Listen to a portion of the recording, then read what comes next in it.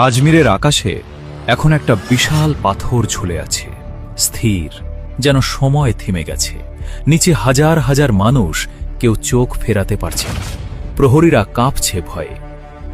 রাজার সবচেয়ে শক্তিশালী জাদুকর অজয়পাল যোগী আকাশে ভাসছে তার মন্ত্র বলে, মুখে অহংকারের হাসি। আর মাটিতে দাঁড়িয়ে আছেন এক বয়স্ক ফকির, হাতে অজুর পানি, ঠোঁটে শান্ত হাসি। তার জীর্ণ পোশাক বাতাসে উড়ছে, চারদিকে ধুলোর গন্ধ মিশে আছে ভয়ের সাথে। কিন্তু পরের মুহূর্তে যা ঘটল তা কেউ কল্পনাও করতে পারেনি। একটা চপ্পল হঠাৎ উড়ে গেল আকাশে। মহাপরাক্রমশালী জাদুকর চিৎকার করে মাটিতে আছড়ে পড়ল। আর সেই নিরস্ত্র ফকির, তিনি শুধু তার অজু শেষ করলেন যেন কিছুই হয়নি। কিন্তু এই ফকির কে? কিভাবে একটা চপ্পল পরাজিত করল রাজার সবচেয়ে শক্তিশালী জাদুকরকে? এবং কেনই বা সেই জাদুকর কান্নায় ভেঙে পড়ে গ্রহণ করল ইসলাম? চলুন শুরু থেকে জানি সেই মহাপুরুষের গল্প, যিনি তরবারি ছাড়াই জয় করলেন একটি সাম্রাজ্যের লাখো হৃদয়ে। ইরান ও আফগানিস্তানের সীমান্তবর্তী এলাকায় সিস্তান নামে এক অঞ্চল ছিল। সেখানে সানজার নামের এক ছোট্ট গ্রাম। হিজরি ৫৩৭ সাল, প্রায় ৯০০ বছর আগের কথা। সেখানে এক সম্মানিত পরিবারে জন্ম নিলেন এক শিশু। পিতার নাম খাজা গিয়াসউদ্দিন হাসান, মাতার নাম বিবি মাহে নূর, যার অর্থ চাঁদের আলো। এই পরিবার ছিল খুবই বিশেষ। তারা ছিলেন সৈয়দ বংশের, মানে হজরত আলী রাদিয়াল্লাহু আনহু এবং রাসূলুল্লাহ সাল্লাল্লাহু আলাইহি ওয়াসাল্লাম এর নাতি ইমাম হাসান ও ইমাম হুসাইন রাদিয়াল্লাহু আলাইহি ওয়াসাল্লাম এর সরাসরি বংশধর। শিশুর নাম রাখা হল মঈনুদ্দিন হাসান। মা বিবি মাহেনুর তাকে কোলে নিয়ে দোয়া করলেন, ইয়া আল্লাহ, আমার এই আদরের সন্তানকে তুমি তোমার হেফাজতে রাখো। প্রতিটি বিপদ, প্রতিটি মুসিবত থেকে রক্ষা করো। এর পদক্ষেপে বরকত দাও এবং এর হৃদয়ে তোমার নূর অর্থাৎ আলো বসিয়ে দাও। কে জানত এই মায়ের দোয়াই একদিন পাল্টে দেবে পুরো ভারতবর্ষের ইতিহাস। ছোটবেলা থেকেই মঈনুদ্দিন ছিলেন অসাধারণ। তার চেহারায় এক আলাদা নূর ছিল। তিনি খুব দ্রুত কোরআন শরীফ মুখস্থ করে ফেললেন এবং সেই সময়ের বড় বড় আলেমদের কাছ থেকে হাদিস ও ফিকহ অর্থাৎ ইসলামী আইনশাস্ত্র শিখতে লাগলেন। কিন্তু সেই যুগটা ছিল খুবই কঠিন। চারদিকে তাতার বাহিনীর আক্রমণ, খোরাসান থেকে সিস্তান, সব জায়গায় লুটতরাজ, হত্যাকাণ্ড। নিরাপত্তা বলতে কিছু ছিল না। একদিন খাজা গিয়াসউদ্দিন তার পরিবারকে বললেন, আমাদের এখান থেকে চলে যেতে হবে। তাতাররা চারদিকে রক্তপাত ছড়িয়ে দিচ্ছে, আমরা নিশাপুর চলে যাব। এভাবে তারা হিজরত করলেন নিশাপুর শহরে। সেখানে খাজা গিয়াসউদ্দিন কিনলেন একটা ফলের বাগান আর একটা আটা পেশার চাকি। শান্তিতে চলতে লাগল জীবন। কিন্তু মহান ব্যক্তিদের জীবন কখনো সহজ হয় না। মাত্র ১৬ বছর বয়সে মঈনুদ্দিনের জীবনে নেমে এলো ভয়ঙ্কর এক পরীক্ষা। প্রথমে তার পিতা ইন্তেকাল করলেন, অর্থাৎ মারা গেলেন। কিছুদিন পরেই তার প্রিয় মাও এই দুনিয়া ছেড়ে চলে গেলেন। একদিনের ঘটনা, গরমের এক বিকেল, মঈনুদ্দিন বাগানে কাজ করছেন। হঠাৎ দেখলেন এক বয়স্ক ব্যক্তি ঢুকছেন তার বাগানে। সাদা সিধা পোশাক, মুখে দাড়ি, চোখে এক আধ্যাত্মিক আলো। ইনি ছিলেন শেখ ইব্রাহিম কান্দুজি, সেই অঞ্চলের এক বিখ্যাত দরবেশ। মঈনুদ্দিন দৌড়ে গিয়ে অত্যন্ত আদব ও সম্মানের সাথে তাকে বসালেন একটা পরিষ্কার জায়গায়। তারপর বাগান থেকে সবচেয়ে সুন্দর আঙুরের গুচ্ছ নিয়ে এসে তার সামনে পেশ করলেন। এক গ্লাস ঠান্ডা পানীয় এনে দিলেন। শেখ ইব্রাহিম কান্দুজি খুব খুশি হলেন এই তরুণের বিনয় দেখে। তিনি বললেন, বেটা, তুমি খুবই ভালো মানুষ। আল্লাহ তোমাকে সব সফলতা দান করুন। এরপর তিনি তার ঝোলা থেকে তেলের খৈলের একটা ছোট্ট টুকরা বের করলেন। সেটা নিজে চিবিয়ে তারপর মঈনুদ্দিনের হাতে দিলেন। মঈনুদ্দিন কোনো প্রশ্ন না করে, কোনো দ্বিধা না করে সেই পবিত্র টুকরাটি খেয়ে ফেললেন। আর যেই সেটা গলার নিচে নামল, সেই মুহূর্তে যেন তার পুরো দুনিয়া বদলে গেল। তার হৃদয়ে জ্বলে উঠল ইশকে হাকিকির আগুন, অর্থাৎ আল্লাহর প্রকৃত ভালোবাসার আগুন।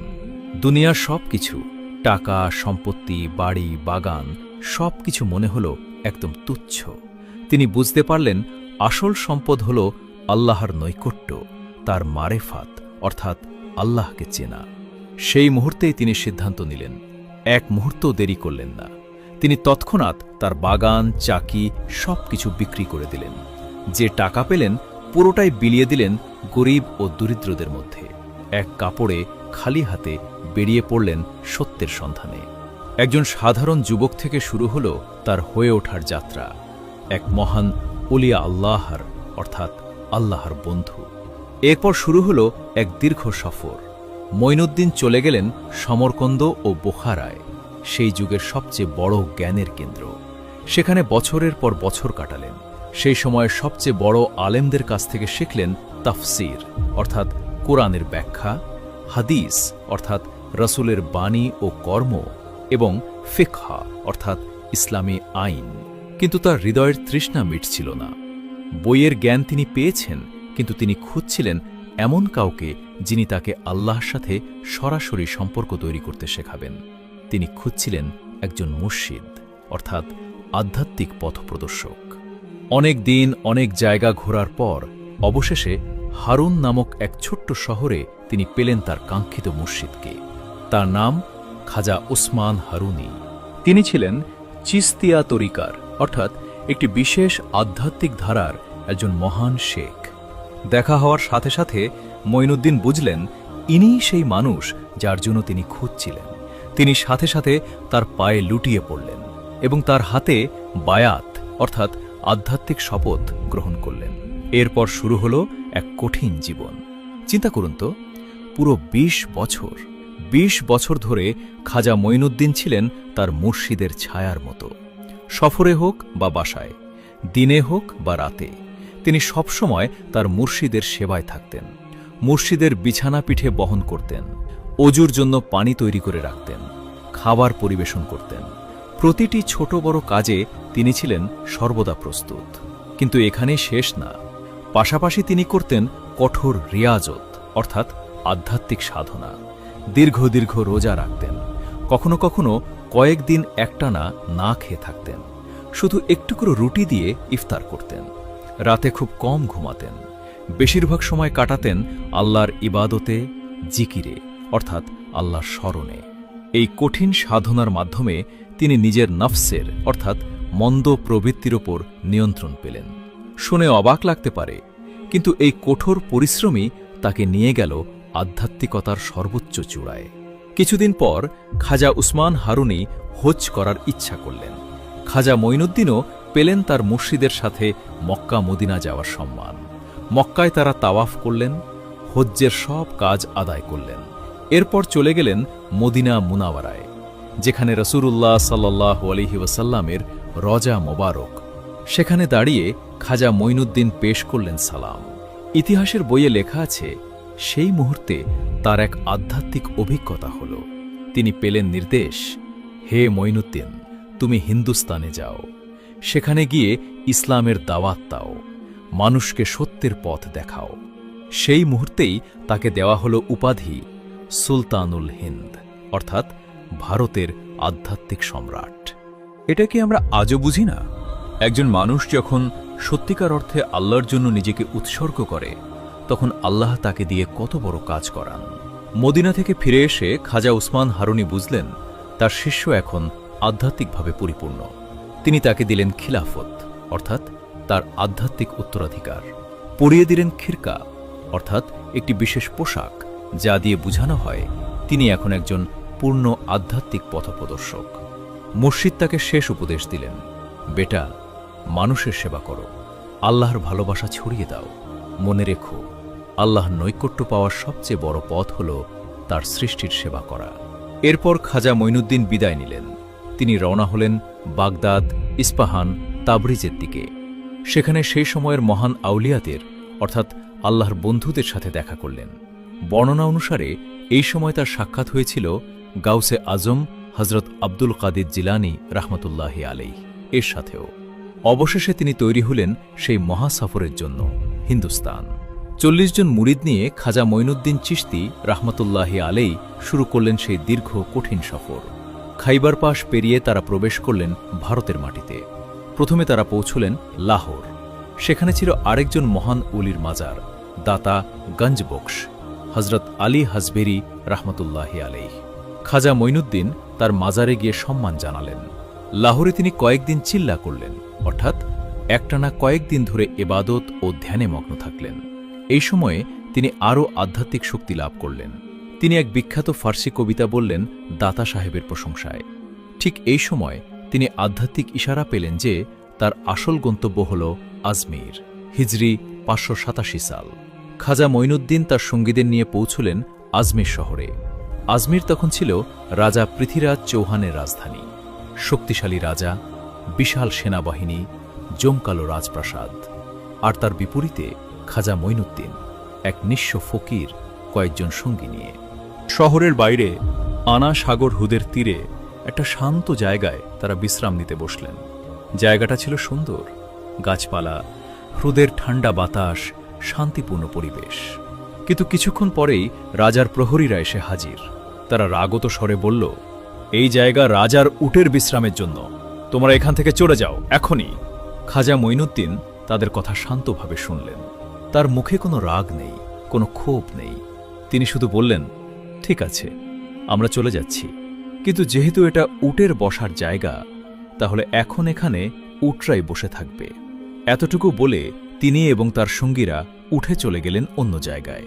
হঠাৎ প্রহরীরা দেখল তাদের উটগুলো নড়ছে না, একটাও না, যেন মাটির সাথে আটকে গেছে। তারা ধাক্কা দিল, টানাটানি করল, কিন্তু কোনো উট নড়ল না। একজন প্রহরী ভয়ে ভয়ে বলল, আমার মনে হয় এটা ওই বয়স্ক ফকিরের আধ্যাত্মিক শক্তির প্রভাব, আমরা ভুল করেছি। তারা দৌড়ে গেল খাজা মঈনুদ্দিনের কাছে, ক্ষমা চাইল বিনীতভাবে। হজরত, আমরা আপনাকে চিনতে পারিনি, আমাদের ভুল হয়েছে, দয়া করে ক্ষমা করুন এবং আমাদের উটগুলোর জন্য দোয়া করুন। খাজা মঈনুদ্দিন মুস্কুরালেন, বললেন, যাও, আল্লাহর রহমতে তোমাদের উটগুলো এখন স্বাভাবিক হয়ে যাবে। প্রহরীরা ফিরে গিয়ে দেখল সত্যি উটগুলো আবার স্বাভাবিক। এই ঘটনা পুরো শহরে ছড়িয়ে পড়ল। মানুষ বুঝল এই ফকির কোনো সাধারণ মানুষ নন। কিন্তু এই খবর যখন রাজা পৃথ্বীরাজের কানে পৌঁছল, তিনি চিন্তিত হলেন। তার সভাসদরা বলল, মহারাজ, এই বিদেশি ফকির আমাদের সংস্কৃতির জন্য হুমকি হতে পারে, তার প্রভাব বাড়ছে। রাজা তখন ডাকলেন তার সবচেয়ে শক্তিশালী জাদুকর অজয়পাল যোগীকে। অজয়পাল ছিলেন অসাধারণ তান্ত্রিক শক্তির অধিকারী। তিনি যোগ বলে আকাশে উঠতে পারতেন, পাথর ভাসাতে পারতেন, মন্ত্র বলে মানুষের ক্ষতি করতে পারতেন। রাজা বললেন, অজয়পাল, এই মুসলমান ফকিরকে আমার রাজ্য থেকে তাড়িয়ে দিতে হবে, তার শক্তি পরীক্ষা করো। অজয়পাল অহংকারে হাসলেন এবং বললেন, মহারাজ, চিন্তার কোনো কারণ নেই, আমি তাকে এমন শিক্ষা দেব যে তিনি নিজেই পালিয়ে যাবেন। পরদিন সকালে আনা সাগরের তীরে জড়ো হল হাজার হাজার মানুষ। একদিকে অজয়পাল যোগী তার শিষ্যদের নিয়ে, অন্যদিকে খাজা মঈনুদ্দিন তার মুরিদদের সাথে। অজয়পাল শুরু করলেন তার জাদুবিদ্যা। তিনি মন্ত্র পড়তে লাগলেন। হঠাৎ দেখা গেল একটা বিশাল পাথর আকাশে উঠে গেল, স্থির হয়ে ভাসছে বাতাসে। মানুষ অবাক হয়ে দেখছে। অজয়পাল নিজেও যোগ বলে ভাসতে শুরু করলেন আকাশে, তার মুখে বিজয়ী হাসি। তিনি চিৎকার করে বললেন, দেখো সবাই, এই হলো আমার শক্তি, ওই বিদেশি ফকিরের কি ক্ষমতা দেখি। খাজা মঈনুদ্দিন তখন উজু করছিলেন, শান্তভাবে পানি দিয়ে হাত মুখ ধুচ্ছেন। কোনো তাড়াহুড়ো নেই, কোনো চিন্তা নেই, যেন কিছুই হচ্ছে না। অজু শেষ করে তিনি যখন পা ধুতে গেলেন, তখন তার একটা পুরনো চপ্পল খুলে রাখলেন মাটিতে। ঠিক সেই মুহূর্তে তিনি শুধু বললেন, বিসমিল্লাহ, অর্থাৎ আল্লাহর নামে। এবং কি আশ্চর্য, সেই চপ্পল মাটি থেকে উঠে গেল, দ্রুত গতিতে উড়ে গেল আকাশের দিকে। হাজার হাজার মানুষের সামনে সেই চপ্পল ধাওয়া করল অজয়পাল যোগীকে। যোগী পালাতে লাগলেন, কিন্তু চপ্পল তার পিছু ছাড়ল না, বারবার আঘাত করতে লাগল তাকে। অজয়পালের সমস্ত মন্ত্রবল ভেঙে গেল। তিনি চিৎকার করতে করতে আকাশ থেকে মাটিতে আছড়ে পড়লেন। আর সেই বিশাল পাথরও পড়ে গেল, কিন্তু কাউকে আঘাত না করে নিরাপদ জায়গায়। পুরো জায়গায় নিস্তব্ধতা। তারপর শুরু হল চারদিকে চমক। অজয়পাল উঠে দাঁড়ালেন। তার সমস্ত অহংকার চূর্ণ হয়ে গেছে। তিনি বুঝতে পারলেন এটা কোনো সাধারণ মানুষের কাজ নয়, এটা আল্লাহর কুদরত। তিনি কাঁপা পায়ে এগিয়ে গেলেন খাজা মঈনুদ্দিনের দিকে। তার চোখে পানি। তিনি পড়ে গেলেন খাজা সাহেবের পায়ে। কাঁদতে কাঁদতে বললেন, হযরত, আমি ভুল করেছি। আমি আমার অহংকারে অন্ধ হয়ে গিয়েছিলাম। আমাকে ক্ষমা করুন, আমাকে সত্যের পথ দেখান। খাজা মঈনুদ্দিন তুলে নিলেন তাকে, স্নেহভরা হাত রাখলেন তার মাথায়, বললেন, বৎস, তুমি এতদিন ভুল পথে ছিলে, কিন্তু আল্লাহ তোমাকে হিদায়াত দিয়েছেন। এখনই সেই সময় যখন তুমি সত্যিকারের শক্তির মালিককে চিনবে, যিনি আল্লাহ, সৃষ্টিকর্তা, পালনকর্তা। সেই মুহূর্তেই অজয়পাল উচ্চারণ করলেন কালেমা, আশহাদু আল্লাহ ইলাহা ইল্লাল্লাহ ওয়া আশহাদু আন্না মুহাম্মাদুর রাসূলুল্লাহ। অর্থাৎ, আমি সাক্ষ্য দিচ্ছি যে আল্লাহ ছাড়া কোনো উপাস্য নেই এবং মুহাম্মদ সাল্লাল্লাহু আলাইহি ওয়াসাল্লাম তার রাসূল। তিনি গ্রহণ করলেন ইসলাম এবং হয়ে গেলেন খাজা সাহেবের একজন একনিষ্ঠ মুরিদ। এই ঘটনার পর একের পর একজন মানুষ ইসলাম গ্রহণ করতে লাগল, না তরবারির জোরে, না কোনো চাপে, শুধুমাত্র ভালোবাসায়, সত্যের আকর্ষণে। খাজা মঈনুদ্দিন চিশতি রাহমাতুল্লাহি আলাইহি এরপর আজমিরে স্থায়ীভাবে বসবাস শুরু করলেন। তিনি একটা ছোট্ট ঘর ভাড়া নিলেন। সেখানে শুরু হলো তার দাওয়াতি কাজ। তার পদ্ধতি ছিল খুবই সহজ এবং কার্যকর। ১. ভালোবাসা ও সহানুভূতি দিয়ে। তিনি কখনো কাউকে জোর করতেন না, বরং তার আচরণ, তার চরিত্র, তার ভালোবাসা মানুষকে আকর্ষণ করত। ২. সেবা। গরিব, অসহায়, রোগী সবার সেবা করতেন। ধনী গরিব, হিন্দু মুসলিম কোনো ভেদাভেদ করতেন না। ৩. লঙ্গরখানা। তিনি শুরু করলেন একটা বিনামূল্যে খাবার বিতরণ কেন্দ্র। যে কেউ, যে কোনো সময়, যে কোনো ধর্মের সবাই আসতে পারত খাবার খেতে। এটা আজও চালু আছে তার দরগায়। ৪. সঙ্গীত ও কাওয়ালি। তিনি ব্যবহার করতেন আধ্যাত্মিক সঙ্গীত, যেটাকে বলা হয় কাওয়ালি বা শামা। এর মাধ্যমে মানুষের হৃদয় নরম হতো, আল্লাহর প্রেমে মগ্ন হতো। ৫. উদারতা ও সহিষ্ণুতা। তিনি বলতেন, রহমদিলি, অর্থাৎ দয়াময় হৃদয়, এটাই সবচেয়ে বড় ইবাদত। খাজা মঈনুদ্দিনের কিছু বিখ্যাত উপদেশ। সবচেয়ে বড় ইবাদত হল ক্ষুধার্তকে খাওয়ানো এবং অসহায়ের সাহায্য করা। আল্লাহর নৈকট্য পাওয়ার ৩টি পথ: দরিয়াদিলি অর্থাৎ উদার হৃদয়, মেহেরবানি অর্থাৎ দয়া এবং রহমদিলি অর্থাৎ করুণা। যে আল্লাহকে ভালোবাসে সে সকল সৃষ্টিকে ভালোবাসে। তোমার শত্রুকেও ভালোবাসো, কারণ তারাও আল্লাহর সৃষ্টি। খাজা মঈনুদ্দিন চিশতি রাহমাতুল্লাহি আলাইহি ছিলেন সুন্নাহর পূর্ণ অনুসারী। তিনি বিয়ে করেছিলেন এবং তার সন্তানাদিও ছিল। তার প্রথম স্ত্রী ছিলেন বিবি উম্মাতুল্লাহ। তাদের 2 ছেলে এবং 1টি মেয়ে হয়েছিল। পরে তিনি আরেকটি বিয়ে করেন বিবি আসমাতের সাথে। তার সন্তানরাও ছিলেন অত্যন্ত আল্লাহভীরু এবং পরবর্তীতে তারাও ইসলাম প্রচারে ভূমিকা রেখেছিলেন। কিন্তু খাজা সাহেব নিজে থাকতেন অত্যন্ত সাদাসিধা জীবন, ফকিরের মতো জীবন, কম খাওয়া, কম ঘুমানো, বেশি ইবাদত করা। খাজা মঈনুদ্দিনের জীবনে অসংখ্য অলৌকিক ঘটনা ঘটেছে। কয়েকটি উল্লেখযোগ্য: ১. অন্ধের দৃষ্টি ফেরা। একবার এক অন্ধ ব্যক্তি এসে কাঁদতে লাগলেন খাজা সাহেবের সামনে। খাজা সাহেব দোয়া করলেন, সেই ব্যক্তি তৎক্ষণাৎ দেখতে পেল। ২. বৃষ্টির জন্য দোয়া। একবার আজমিরে তীব্র খরা দেখা দিল। ফসল নষ্ট হচ্ছে, মানুষ কষ্ট পাচ্ছে। মানুষ এলো খাজা সাহেবের কাছে, তিনি দোয়া করলেন, আর সাথে সাথে আকাশে মেঘ জমল, শুরু হলো বৃষ্টি। ৩. রাজার অসুখ সারানো। একবার রাজা পৃথ্বীরাজের পরিবারের কেউ মারাত্মক অসুস্থ হলে খাজা সাহেবের দোয়ায় সুস্থ হয়ে যায়। এতে রাজাও তার প্রতি শ্রদ্ধাশীল হয়ে যান। ৪. দূরের খবর জানা। অনেকবার তিনি দূরের ঘটনা আগে থেকেই বলে দিতেন। একবার তিনি বললেন, মুহাম্মদ ঘুরি শীঘ্রই এই অঞ্চলে আসবেন এবং ইসলামী শাসন প্রতিষ্ঠিত হবে। কয়েক বছর পরেই তাই হল। কিন্তু খাজা সাহেব কখনো এসব নিয়ে অহংকার করতেন না, বরং বলতেন, এসব আল্লাহর দান, আমি তো শুধু একজন কামিনা বান্দা, অর্থাৎ তুচ্ছ বান্দা। খাজা মঈনুদ্দিনের অসংখ্য মুরিদ ছিল। তাদের মধ্যে সবচেয়ে বিখ্যাত ছিলেন ১. কুতুবউদ্দিন বখতিয়ার কাকি। তিনি দিল্লিতে ইসলাম প্রচার করেন এবং সেখানে তার মাজার আজও বিখ্যাত। ২. হামিদউদ্দিন নাগরী। তামিলনাড়ুর নাগরে তার মাজার। ৩. ওসমান হারুনি। বিভিন্ন অঞ্চলে দাওয়াতি কাজ করেন। খাজা সাহেব তার শিষ্যদের পাঠিয়ে দিলেন ভারতের বিভিন্ন প্রান্তে। এভাবে চিস্তিয়া তরিকা ছড়িয়ে পড়ল পুরো উপমহাদেশে, বাংলা, বিহার, গুজরাট, দাক্ষিণাত্য সব জায়গায়। বয়স বাড়ার সাথে সাথে খাজা মঈনুদ্দিন আরও বেশি নিভৃতচারী হয়ে গেলেন। তিনি বেশিরভাগ সময় ইবাদতে কাটাতেন। রাতের পর রাত তিনি কাঁদতেন আল্লাহর সামনে, প্রার্থনা করতেন উম্মতে মুহাম্মদের জন্য। হিজরি ৬৩৩ সালের ৬ রজব। খাজা মঈনুদ্দিনের বয়স তখন প্রায় ৯৭ বছর। তিনি তার ঘরে একা ইবাদতে মগ্ন ছিলেন। সেদিন ফজরের আজানের ঠিক পরপর সিজদায় থাকা অবস্থায় তার পবিত্র রূহ অর্থাৎ আত্মা ফিরে গেল তার প্রভুর কাছে। ইন্না লিল্লাহি ওয়া ইন্না ইলাইহি রাজিউন। পুরো আজমির শহর কাঁদল, হিন্দু মুসলিম সবাই কাঁদল, কারণ তিনি ছিলেন শুধু মুসলমানদের নয়, ছিলেন সকল মানুষের প্রিয়, সকলের গরিব নেওয়াজ অর্থাৎ গরিবদের সাহায্যকারী। তাকে দাফন করা হল তার ঘরেই, যেখানে তিনি ইবাদত করতেন। সেই জায়গায় আজ হয়ে উঠেছে বিশ্বের অন্যতম বৃহৎ দরগা শরীফ, যেখানে প্রতিদিন হাজার হাজার মানুষ আসে দোয়া করে, ফাতিহা পড়ে। প্রতি বছর রজব মাসের ১ থেকে ৬ তারিখ পর্যন্ত পালিত হয় খাজা মঈনুদ্দিন চিশতির ওরস শরীফ অর্থাৎ অফাতের বার্ষিকী।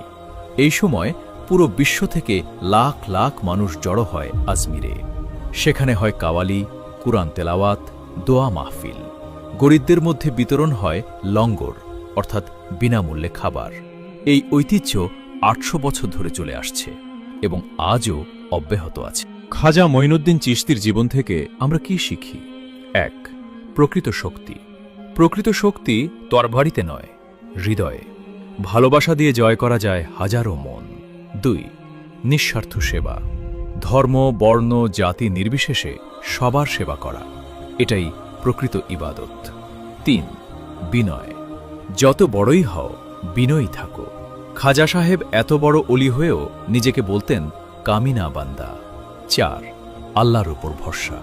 দুনিয়ার সব সম্পদ ছেড়ে শুধু আল্লাহর উপর নির্ভর করে তিনি এগিয়ে গিয়েছিলেন, আর আল্লাহ তাকে দিয়েছেন অকল্পনীয় সম্মান। ৫. দাওয়াত। ইসলামের দাওয়াত দিতে হয় ভালোবাসা, চরিত্র ও সেবা দিয়ে, জোর করে নয়। আজ থেকে প্রায় ৯০০ বছর আগে যে ফকির খালি হাতে এসেছিলেন ভারতে, তিনি আজ সুলতানুল হিন্দ, ভারতের আধ্যাত্মিক সম্রাট। তার কোনো সেনাবাহিনী ছিল না, কোনো রাজ্য ছিল না, কোনো সম্পদ ছিল না, কিন্তু ছিল আল্লাহর সাথে সম্পর্ক, মানুষের প্রতি ভালোবাসা এবং সত্যের উপর অটল থাকার দৃঢ়তা। আজ তার নাম উচ্চারিত হয় লাখো মানুষের মুখে। তার দরগায় প্রতিদিন জ্বলে অসংখ্য প্রদীপ। তার শেখানো পথে আজও চলছে লাখো মানুষ। এটাই হলো আল্লাহর ওয়াদা, যে আমার জন্য সবকিছু ছেড়ে দেয়, আমি তাকে এমন কিছু দিই যা সে কল্পনাও করতে পারে না। খাজা মঈনুদ্দিন চিশতি রাহমাতুল্লাহি আলাইহি, আল্লাহর রহমত তার উপর বর্ষিত হোক, আমাদের দেখিয়ে গেছেন যে প্রকৃত বিজয় হল হৃদয়ের বিজয় এবং প্রকৃত সাম্রাজ্য হল মানুষের ভালোবাসার সাম্রাজ্য। আল্লাহ আমাদের তার দেখানো পথে চলার তৌফিক দান করুন। আমিন।